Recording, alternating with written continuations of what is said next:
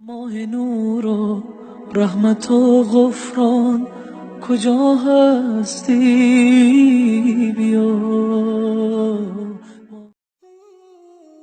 به نام خداوند بخشنده و مهربان.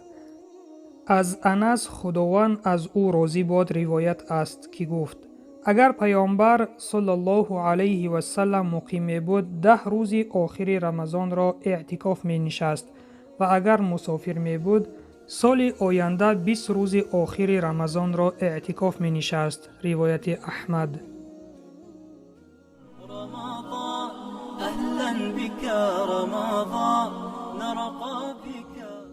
معنای اعتکاف این است که شخص روزدار در مسجد جماعت مشغول طاعت و عبادت شده به دیگر کارها مشغول نمی شود.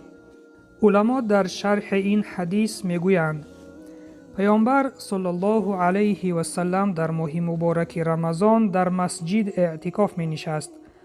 اعتکاف نشستن در ماه رمضان طبق مذهب حنفی سنت مؤکده کفایت است. اگر در مسجد جامع کسی اعتکاف ننشیند اهل محله گناهکار می شوند. حکمت اعتکاف نشستن در آن است که شخص روزدار از خیر و ثواب زیادی ماه رمضان به خصوص 10 روز آخر آن برخوردار می شود. به این خاطر اگر پیامبر صلی الله علیه و سلم به سبب سفر سال اعتکاف نمی نشست سال آینده 20 روز اعتکاف می نشست و این دلیل سنت مؤکده بودن آن است. در شرح قدوری ذکر شده است که شیخ ازهری گفته است عجب بر مردمی که اعتکاف نمی نشینند و حال آن که پیامبر صلی الله علیه و سلم آن را ترک نمی کرد.